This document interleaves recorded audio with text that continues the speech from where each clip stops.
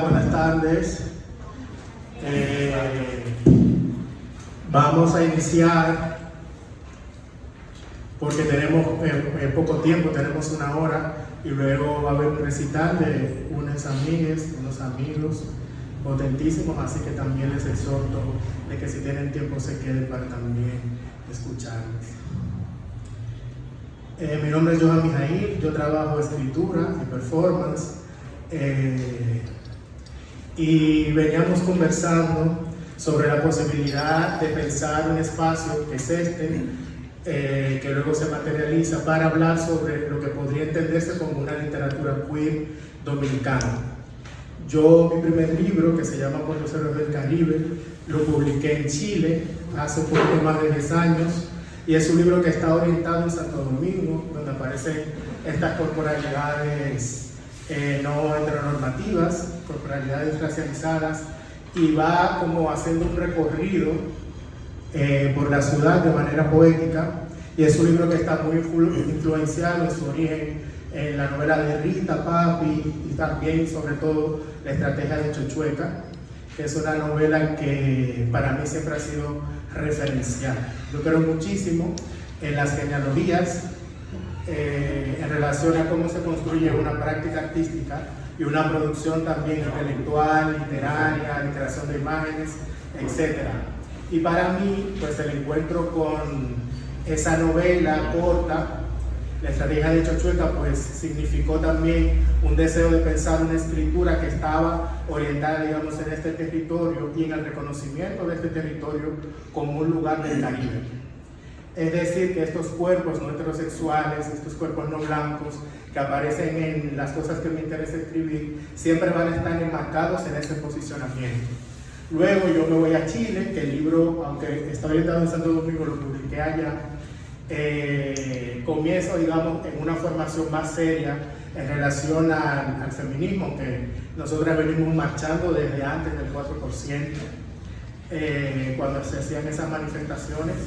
Y pues a través de esa formación pues fui dándome cuenta de que existía un marco teórico que podía, digamos, dar luces para pensar una escritura o una literatura que toma posición.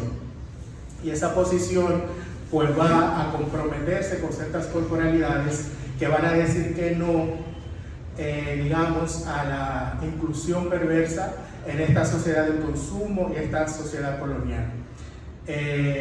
Entonces, les hablo de esas genealogías porque son importantes para mí, pero justamente en esta conversación yo no quiero hablar de manera genealógica, porque me parece muy difícil en una primera instancia pensar una genealogía de una literatura queer dominicana, sobre todo porque me surgen muchísimas preguntas en relación a qué es lo dominicano, qué es lo queer y qué es la literatura, porque en lo que hemos hecho, pues también hemos demostrado un descontento en esas espacialidades de la identidad.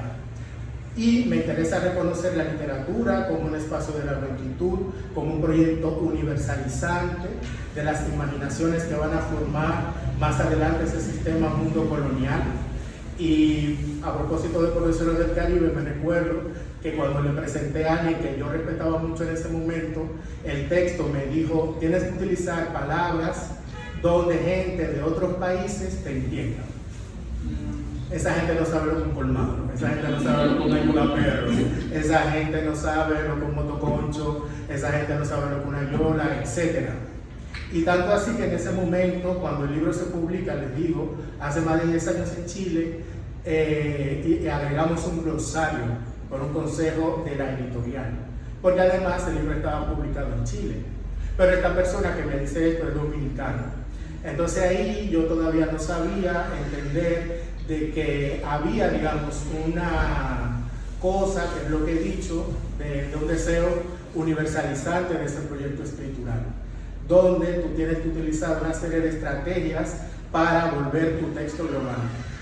Pero han pasado todos estos años y esas palabras se han hecho globales en voces blancas.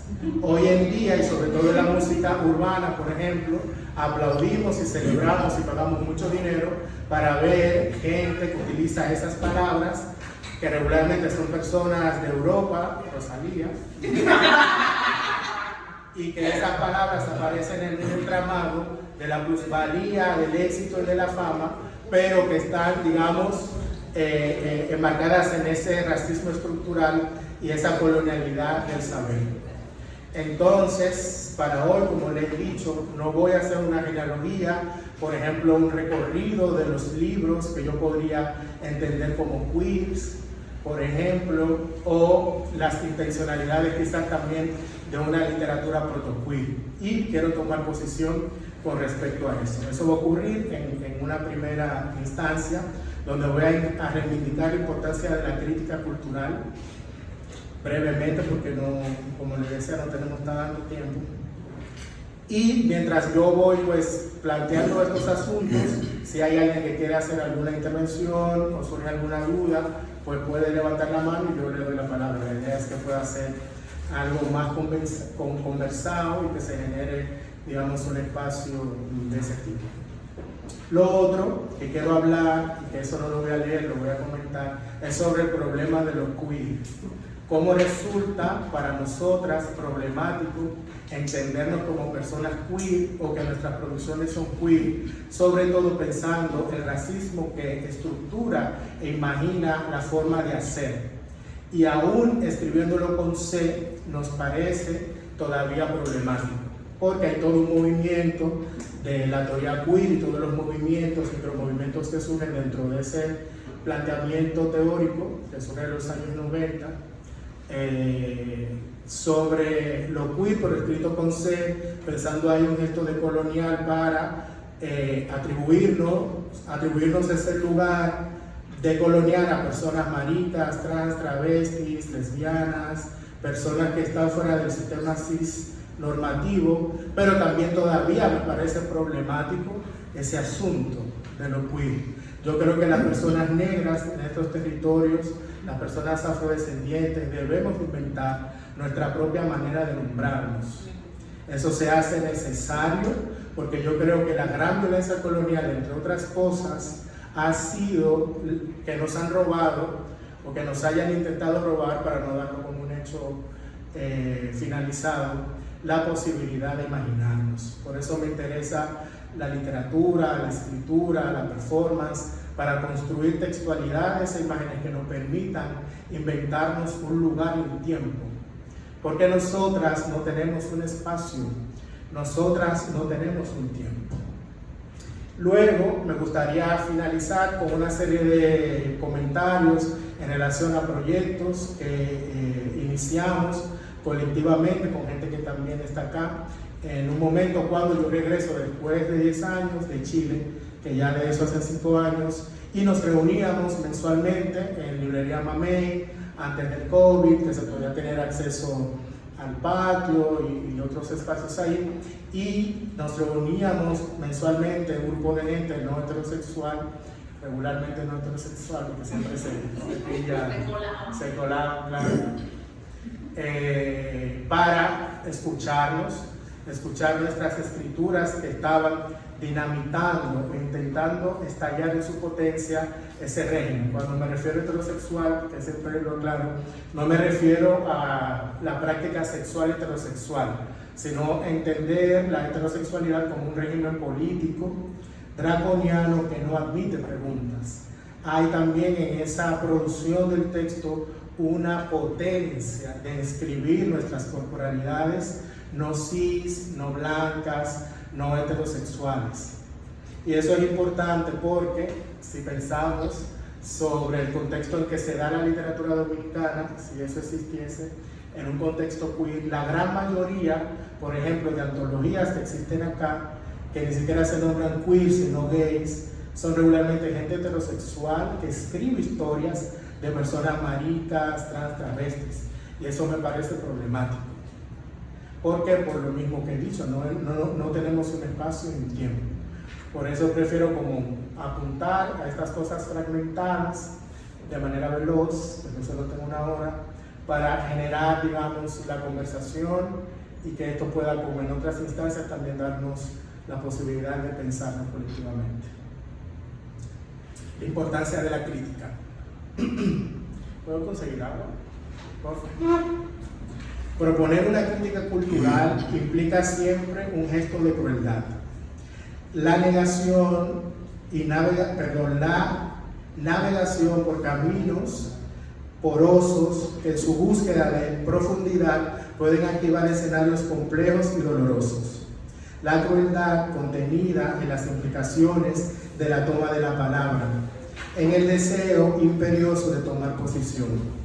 Proponer una crítica cultural implica reconocer aquello que construye la vida y cómo la misma ocurre en realidades naturalizadas, donde se reproducen lógicas que encuentran en referencialidades específicas las maneras de entender aquello que se analiza en la medida que se busca descontinuar las líneas caligráficas que las sostienen, las palabras, los enunciados, las imaginaciones. Lo que quiero decir con esto es que la literatura no ocurre como únicamente un gesto o hecho artístico, sino que hay una serie de procesos ideológicos, discursos que van a sostener esa producción literaria. Y eso ocurre muchas veces de manera naturalizada. ¿Y qué es lo que se naturaliza? Pues el proyecto de la blanquitud como hecho histórico y también la heteronorma. Entonces, todas estas escrituras que podrían entenderse como queer van a intentar desmontar esa línea que sostiene, digamos, esta discursividad. Es por ello que necesitamos hacer estallar con bombas luminosas aquello que está estático y que en su firmeza parece entender como una verdad lo que nos daña, porque no avanza, porque no tiene capacidad de mirarse críticamente a sí misma. Donde no hay una crítica cultural, no hay transformación. Donde no hay crítica cultural, no podemos imaginar un mundo para todos.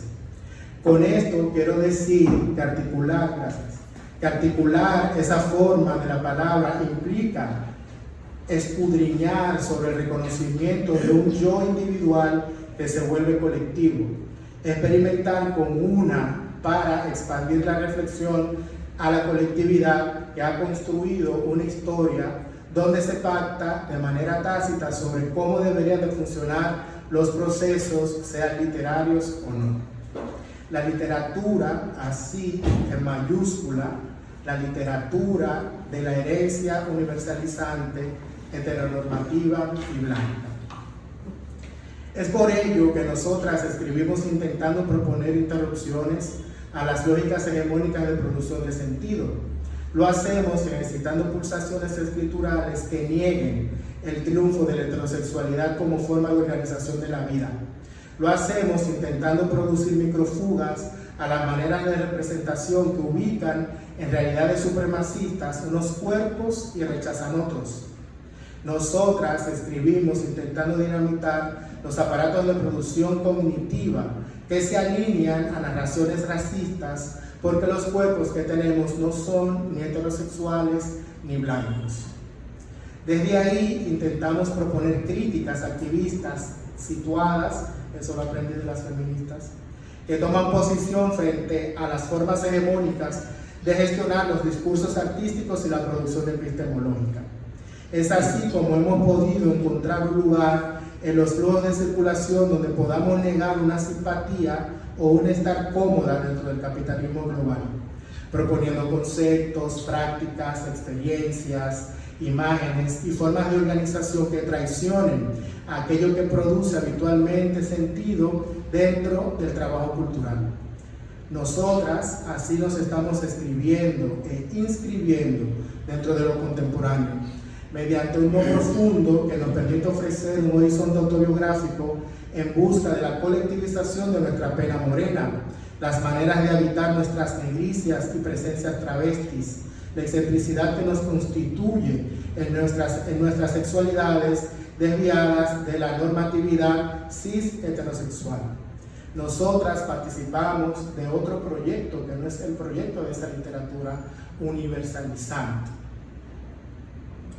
Las personas en descontento con el sistema sexogénero existimos en todos los espacios de la vida dominicana, pero a mi parecer aún no hemos podido construir un saber colectivo sobre nosotros mismos.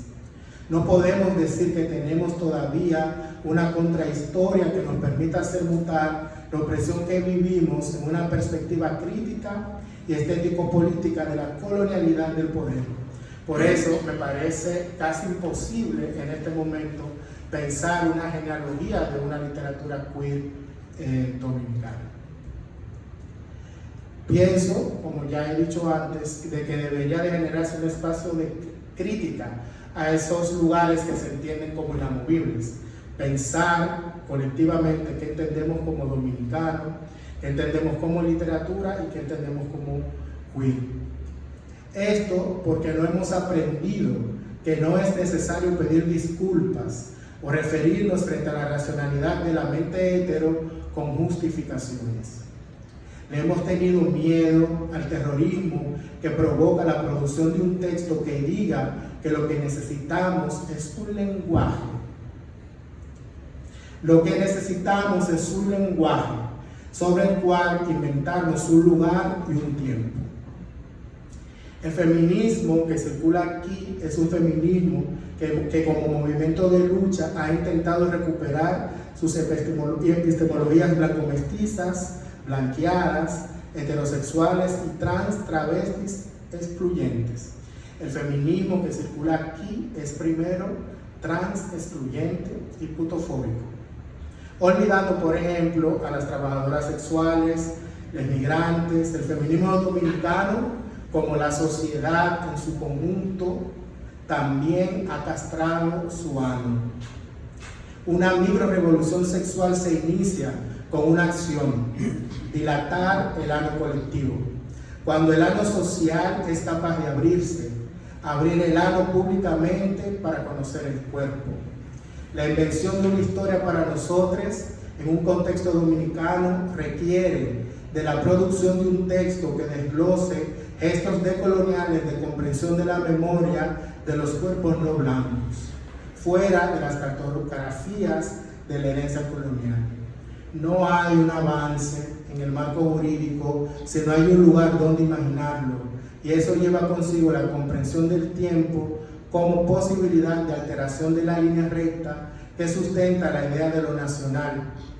Vuelvo con ese pensar necesario de qué es lo dominicano, qué es lo nacional, cómo está conformado este Estado nacional. Una amiga dice, y le creo, de que este es un país blanco con un pueblo negro, y por ende de la heterosexualidad cisgénero normativa.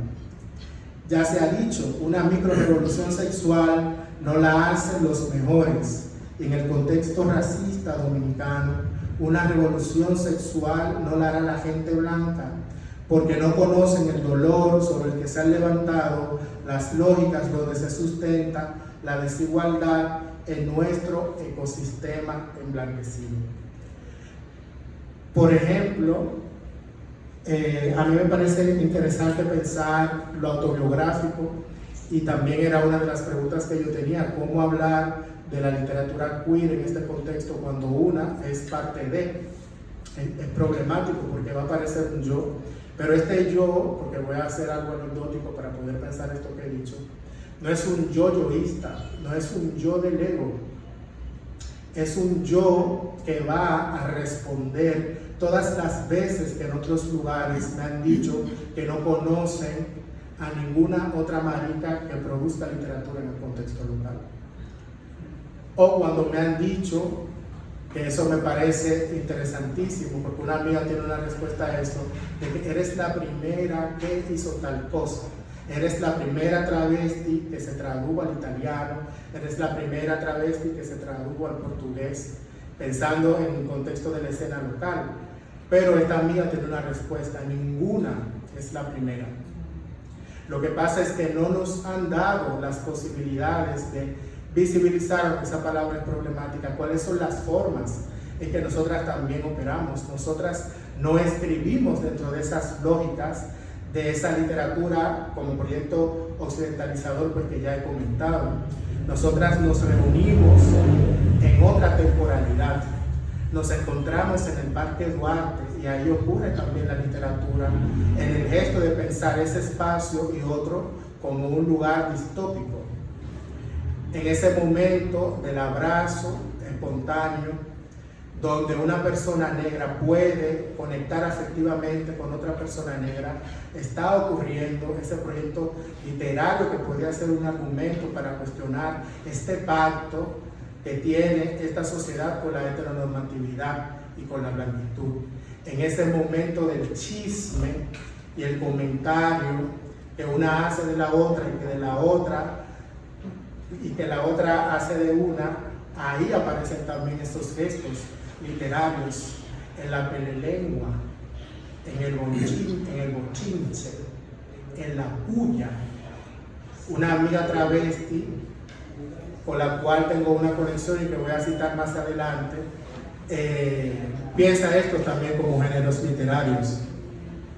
La Camila Sosa, que es esta escritora trans, bueno, ahora ya dice que es una mujer travesti, dice, cuando le dieron el premio Sor Juana Inés de la Cruz, fue hace unos años atrás por su novela Las Malas, ella decía que la mentira debería de ser un género literario, pero como el bochinche, la puya, la pelelengua pueden entenderse géneros literarios, como géneros literarios. Es que las travestis nos construimos a través de la mentira. Con las travestis aprendí que mentir es la única forma de hacerse de verdad. ¿Qué más literario que eso? ¿Qué más literario que la vecina tirando puya y el reconocimiento del contexto donde se da eso? Lo que pasa es que no se reconoce como literario, sospecho, porque eso ocurre en espacios barrializados. Eso ocurre en lugares donde no está destinado o entendido que debería de ocurrir la literatura. Pensar un proyecto crítico al racismo estructural que sostiene todo lo que ocurre en la vida dominicana es pensar esos espacios de los cuales venimos como espacios posibles de ser reivindicados, como espacios posibles que pueden ser tomados como argumento para pensarlos como colectividad. Yo recuerdo cuando publiqué mi novela Chapeo, que una periodista mexicana que publicó esa novela en México, ella me decía en la entrevista, es que eso no es una novela, eso es un ensayo político, eso es un poema largo. Y yo, no, amor, es una novela. ¿Por qué? Porque yo digo que es una novela y salió en una editorial publicado en el catálogo de la novela. Parece que piensan que las travestis no somos capaces de escribir una novela, porque se entiende que es el género más complejo, o que se necesita, como digamos, unas ciertas vainas que no solamente son estéticas para construir un proyecto literario en el género de la novela, o en cualquier género, un formato, un estándar y sobre todo ser blanco. El problema de lo queer. Voy a citar a una amiga, Alain Quillos, que tiene un texto potentísimo que lo pueden encontrar en internet y que ayer me decía que ya va a salir publicado como en un libro junto con otros textos que se llama No soy queer, soy negra. Mis orichas no leyeron a Judith Butler, y eso me parece sumamente potente. No somos queer, somos negra. En el contexto de Chile, por ejemplo, que es un contexto que a mí me parece potente, no para comparar, sino para pensar mi propia trayectoria de la migración, porque así me he construido migrando no solamente por los géneros asignados y definidos por el otro, que casi siempre es patriarcal, y también la migración. Por ejemplo, allá hay un artista que se llama Felipe Rivas San Martín, con el cual me colectivicé a través de un colectivo que se llamaba o se llama Colectivo Universitario de Disidencia Sexual, donde él tiene una pieza que es definitoria para hablar sobre lo queer en ese contexto. Es una performance donde él se graba en un plano, casi detalle, un primer plano, y trata de pronunciar la palabra queer y saca la lengua. o sea, dice cool, haciendo un gesto de burla o hablando sobre la complejidad fonética, digamos, de pensar una palabra, digamos, para hablar sobre nosotros. Y claro, eso ocurre en ese contexto, pero nosotros no tenemos eso. Nosotros estamos atravesados por un proceso de racialización que es muchísimo más violento. Señores, señoras, damas, caballeros, chiques, chicas, chicos, aquí inició el proceso colonial. Entonces todo eso va a implicar siempre unas particularidades que es necesario analizar con atención. Sí hay toda una teoría de colonial, descolonial y muchos posicionamientos, pero que a la vez han pactado con el proyecto blanco mestizo en el contexto latinoamericano. Las personas negras transitamos por los espacios del género y la sexualidad de manera distinta, porque todavía en relación, digamos, a cómo ocurre la realidad, no somos considerados humanos. Es decir, de que antes de ser marica, antes de ser travesti, antes de ser trans, no binaria, lo que sea, somos negras, somos negros. Entonces eso es importante enunciar, y por eso esta amiga hace alusión a que no es queer, sino que es negra, y que sus orichas, ahí me parece importante pensar lo mágico religioso como espacio de construcción de nuestras identidades, que parten primero de una cosa que tiene un nombre que lo define, que son los misterios, que no van digamos, a darnos la posibilidad de pensarnos desde esas referencialidades blancas. Yo sospecho, y estoy casi segura, porque lo estudié muchísimo, que Preciado, cuando escribe el texto Yonki, no estaba diciendo que todos los procesos de transición eran los que estaban registrados en ese libro. Lo que pasa es que esa voz blanca se alza en un lugar que luego comenzamos a reproducir, porque está, digamos, destinado a eso, porque están todas las estructuras para que pensemos que ser trans, que ser marica, que ser no binario, etcétera, es eso. Que hay una forma correcta de ser trans, hay una forma correcta de ser maricón, hay una forma correcta de ser trans, que se ajuste siempre como a un marquito digerible del ser y que nos suene como... Totalmente, o sea, se nos asigna un género. Pensemos lo trans, por ejemplo, rápido, porque no es el tema, pero igual es importante tocarlo. En relación a de que, por ejemplo, una persona se considera como trans si es una persona que transiciona del género que se le asigna antes de nacer, de hecho, con una ecografía, ver un genital y se le asigna un género. Desde antes de nacer ya tenemos un género asignado por un discurso médico, por una autoridad que dice que una pertenece a ese género. Y luego pues nos encontramos con una realidad que va en muchos casos o casi siempre a legitimar ese discurso médico clínico. Pero a mí siempre me ha interesado pensar eso como un lugar sospechoso. O sea, a mí me parece sospechoso pasar de un género normativo a otro género normativo. Siempre me ha interesado, y que lo digo siempre, pensar las cosas sexuales y sensuales que ocurren antes, entre y después de eso, que se entiende como hombre o como mujer, como masculino y como femenino. Pero necesitábamos una teoría que viene de hecho de la lingüística, que por eso yo he dicho que nosotras necesitamos un lenguaje que nos va, digamos, a dar las luces para poder habitar un espacio identitario que nos permita vivir en este sistema mundo.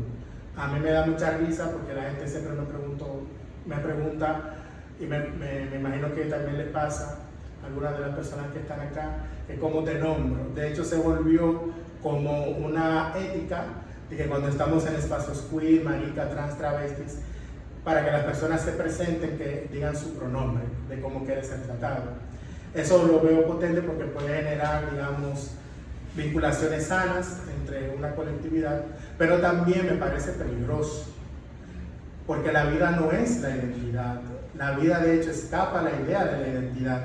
Y siento que pasan muchas cosas en nuestras corporalidades que escapan de ese binario. Y eso no lo estoy diciendo yo ahora, eso viene, digamos, súper definido y claro en la 21 división.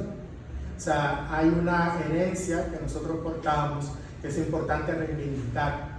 Por eso, reconocerse como una persona que cuestiona lo heteronormativo debe de entender los procesos de racialización del género y entenderlo, el género y ese proceso de idea de raza también como proyectos coloniales, así mismo como lo es la literatura. Y eso me parece potente y ponerle atención es vital porque aquí hay mucha gente que cuenta con mucha respetabilidad nacional e internacional de que sus personajes son trans y travestis y son personas cis que escriben historias de personas trans, no binarias y que cuentan como con todo el éxito y lo han logrado a través de robar, literalmente robar los imaginarios de nuestras corporalidades. Entonces eso es doloroso, por eso hablaba en un principio de que generar una crítica cultural siempre va a implicar, digamos, un espacio, ¿cuál palabra fue que usé? Un espacio de la crueldad. Porque así se genera, digamos, la crítica. Y eso no implica sino algo que puede ser develador de cierta sanación. Hay que decir que las feministas negras dominicanas, en primera instancia, siempre fueron trans excluyentes y putofóbicas. Y decirlo no es un deseo de polémica. Decirlo es preguntarnos por la Boyce, por la Nairobi y por todas las travestis que no cuentan con un espacio genealógico. Que por eso me parece absurdo venir yo acá y hacer una genealogía cuando no tenemos, digamos, una base desde donde partir. Por eso todas estamos tan dispersas y por eso todas no encontramos una referencialidad ni en los años 80, ni en los años 30, en un contexto literario, que sí las hay, desde mucho antes de eso. Porque, por ejemplo, Aida Cartagena Portalatín no fue una mujer. Aida fue otra cosa, por ejemplo. Y reclamarla también se me hace fundamental porque ahí podemos comenzar a articular un presente para nosotras en relación a entender de que decirlo va a implicar una salida de esto que está naturalizado, que es la heteronorma. Yo podría decirte que, por ejemplo, Irma Contreras, Carmen Natalia, la misma Aida, Pedro René Cotinaibar, podrían pensarse, digamos, dentro de una espectralidad de lo protoqueer, porque diríamos que lo queer ocurre desde una conciencia del hacer, pero eran personas que no fueron heterosexuales y que tienen, digamos, un lugar importante en la literatura dominicana.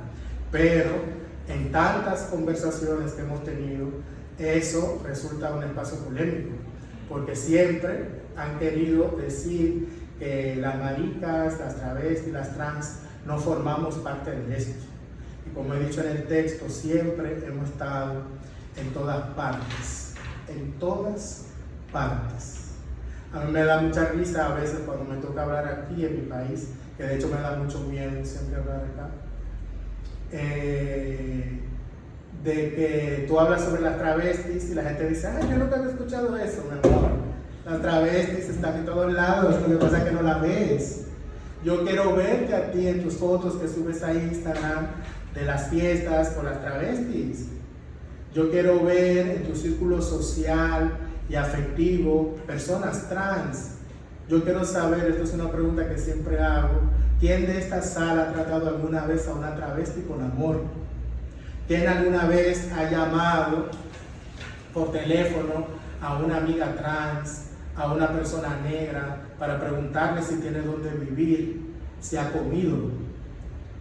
Lo de la literatura es otro espacio, es otro espectro que también es potente porque nos dedicamos a eso, pero son también estos otros gestos donde nos reconocemos, donde podemos encontrar una vitalidad del presente, una vitalidad y una avitalidad del presente.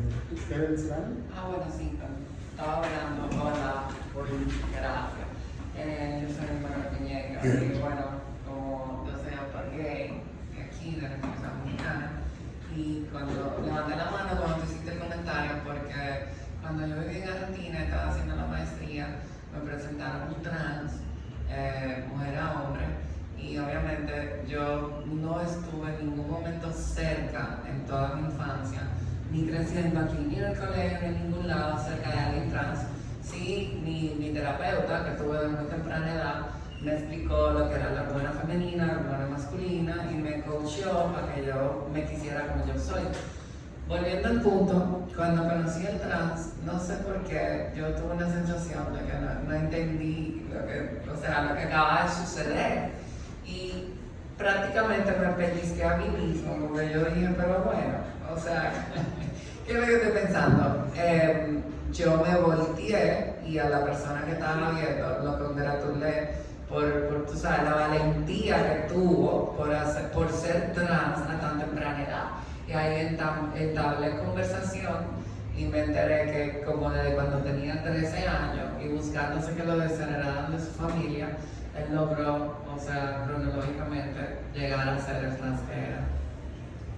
Potentísimo. Así encontramos en diferentes momentos de nuestras vidas vinculaciones. También pensar por qué aceptamos de manera tan naturalizada de que somos eso que se dice que somos. Porque aceptamos con tanta naturalidad de que somos hombres, de que somos mujeres, por ejemplo. Es interesante también cuestionarse eso.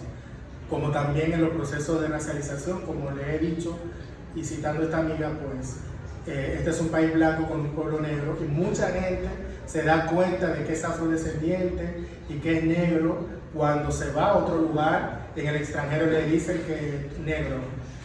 Y comienza toda una crisis existencial en relación a haber descubierto de que tú no eres eso que tú creías que eras. Y eso es una cosa muy dolorosa porque estamos habitando en este momento exactamente unas situaciones que son bastante dolorosas y que es interesante también pensar, porque esas personas no son vecinos literalmente, los haitianos, las haitianas, simplemente por una cosa geopolítica. Es que allá en Villamella son mis vecinos. O sea, están en la acera y ven la policía y se tienen que meter corriendo. O sea, un niñito que yo recuerdo que yo sacaba una piscina y lo metí ahí en esa agua y es mi vecinito, el niño me ve y yo creo que el único que me trata bien en ese barrio es ese niñito que me dice, hola vecina, siempre. Y de repente, ¿qué ocurre? No es el tema totalmente porque nadie es ilegal.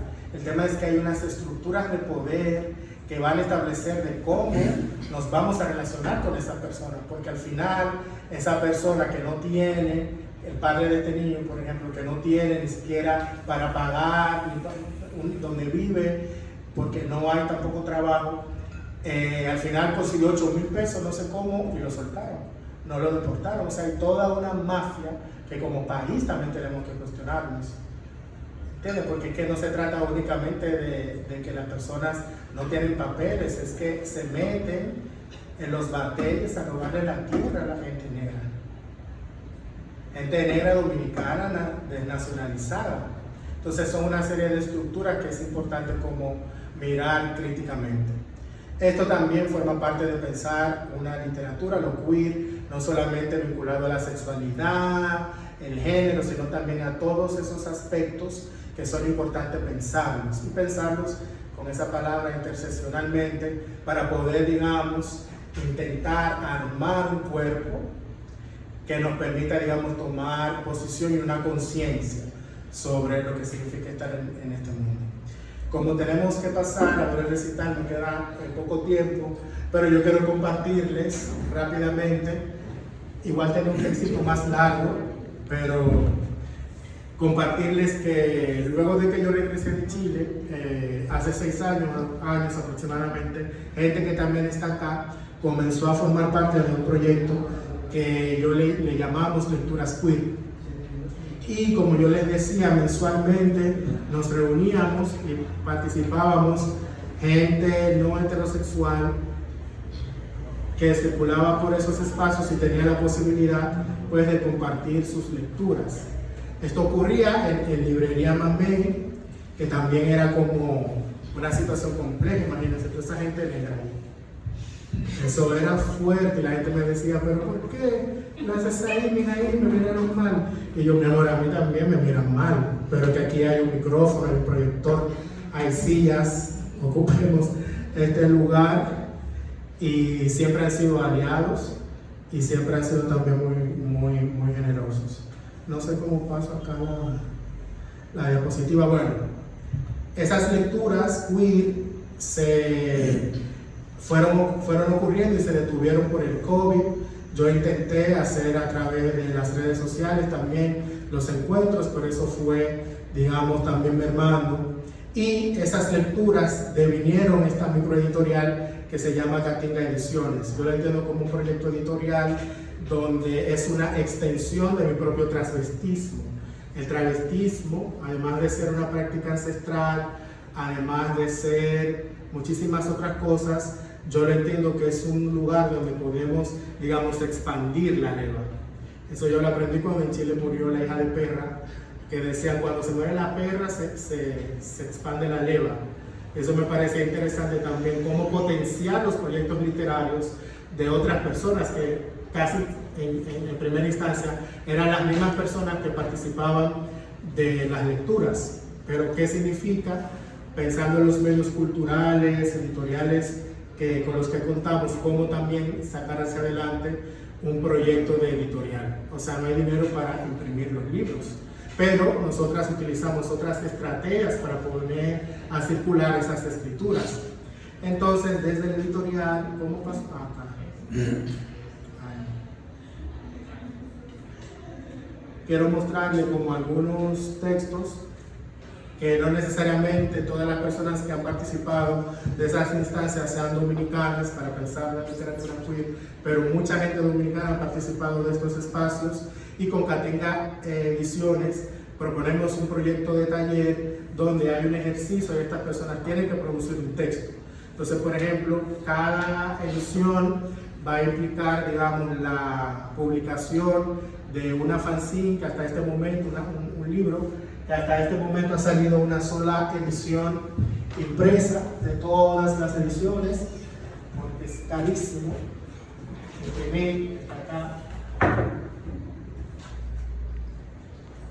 Porque también queremos hacerlo bien, entonces eso también cuesta dinero. Entonces después lo pueden ojear, porque ese libro, de hecho está Fernanda Berigüete, que es una amiga que sale, digamos, en esta edición, en esta publicación, y hay otra gente, otras personas negras, afro, maricas, travestis de Latinoamérica que también forman parte de esa publicación.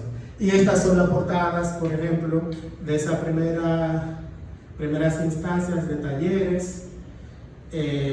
También los centros culturales de España, de diferentes territorios, también han colaborado para que estas instancias ocurran, porque también no tenemos dinero para pagar talleres. Entonces la idea es generar una convocatoria pública donde las personas puedan inscribirse de manera gratuita y participar de las instancias.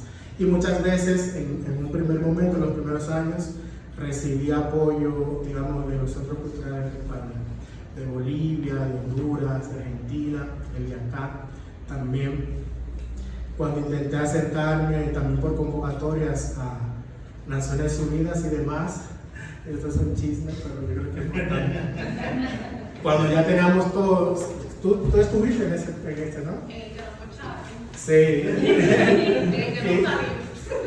Y tuvimos el taller y todo, y luego de que tenemos todos los textos, unos textos increíbles, me dijeron más bien a mí como en secreto, que teníamos que sacar ciertas palabras. La palabra maricón, pájaro, marihuana, me dieron en 4. O sea, toda esa cosa que forma parte también de los imaginarios que abordamos cuando escribimos, porque nuestras biografías son así.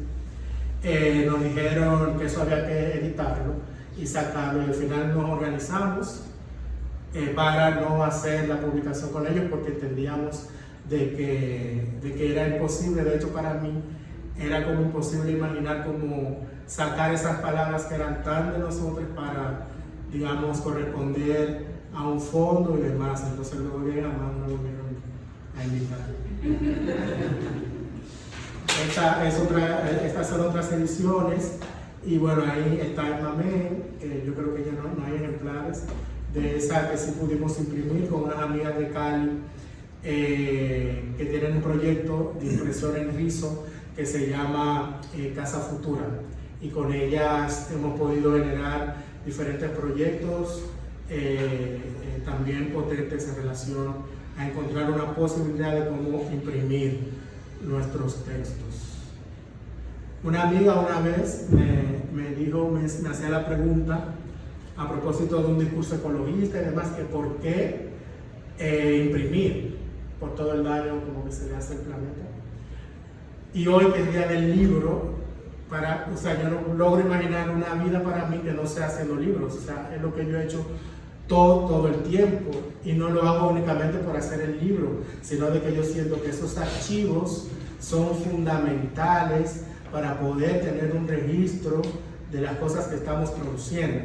Porque no es solamente el texto, hay un contexto donde ocurre, hay un cuerpo que escribe ese cuerpo, y donde hay una marica, una mujer, una persona no blanca, etcétera, etcétera, escribiendo, puede pensarse en un espacio de revolución. La literatura puede cambiarte la vida.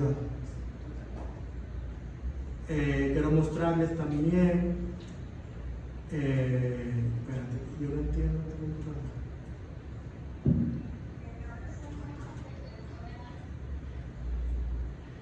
Ahí está Fernanda. Eso fue en un momento, una foto que conocemos las lecturas queer.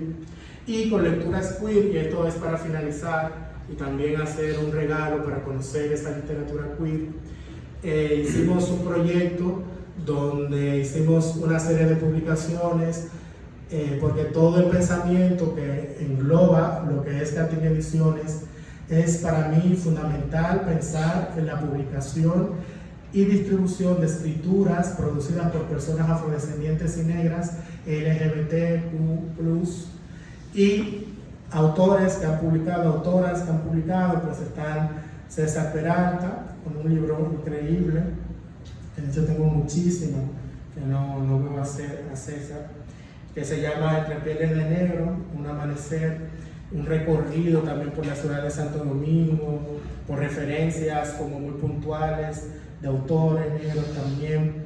Él tiene un origen también haitiano, entonces hay una potencia en pensar justamente cuáles son los quiebres que pueden generarse en relación a esa literatura dominicana. Este otro texto, que es de un amigo que vive en Santiago, que se llama Juan Valdés, y él es médico, y escribió este libro que me parece increíble, Mariconfianza, como obviamente pueden ver ahí. Y la mariconfianza es como una mariconfianza, como cuando tú vas, yo no, pero cuando tú vas al peluquero, por ejemplo, y el peluquero comienza a rozarte, es como una mariconfianza. Una mariconfianza es como el gym bro.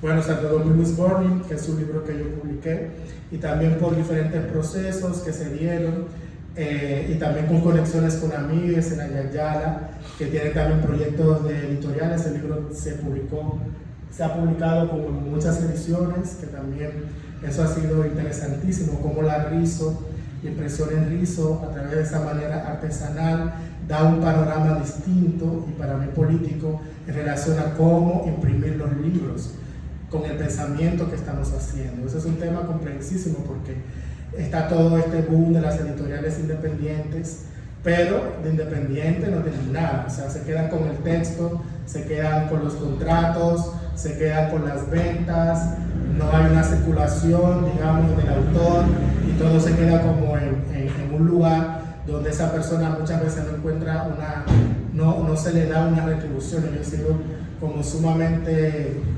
fuerte en ese sentido de que también cuando hablamos de cambiar la vida a través de la literatura, no solamente por las cosas intelectuales y de conocimiento a la cual nos podemos acercarse, todo ese discurso de cómo los libros te llevan al mundo, sino que también esto es un trabajo que debe de ser pagado. Y cuando una persona negra hace un proyecto de arte, debe de ser pagado, no solamente porque todos los trabajos hay que pagarlos, ¿cierto? Sino porque también hay que pensar eso como una forma de reparación histórica.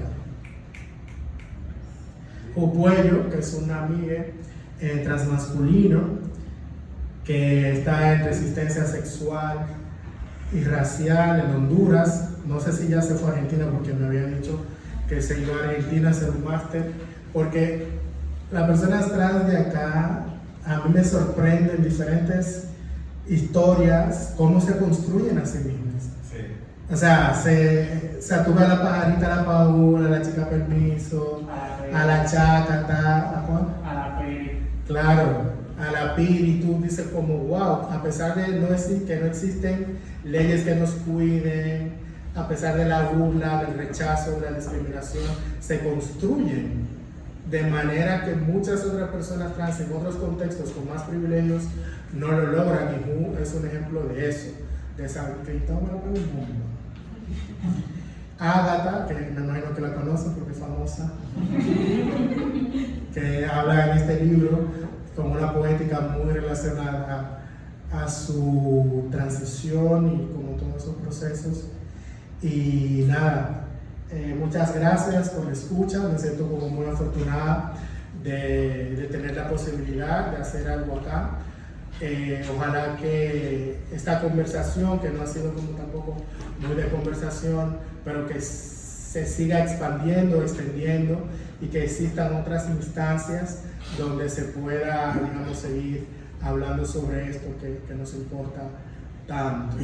Y agradecer al Centro Cultural de España por la invitación y por siempre, digamos, abrir las puertas.